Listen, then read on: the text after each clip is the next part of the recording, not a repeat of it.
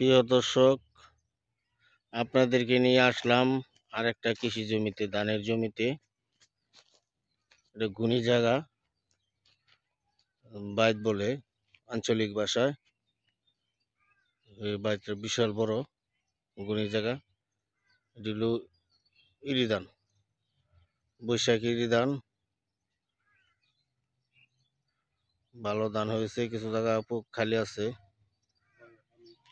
বিশাল area এটা।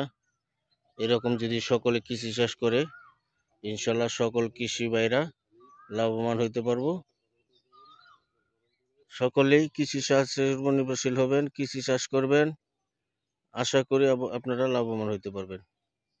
এরকম ধান চাষ করবেন, যে সোনালী ফসল, ধানের ফসল, এই ধান চাষ করবেন।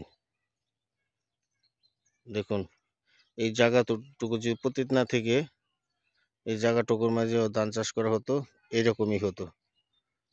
তাই এই সমস্ত জায়গা খালি ফেলে না রেখে ধান চাষের জন্য উদ্যোগ নেবেন।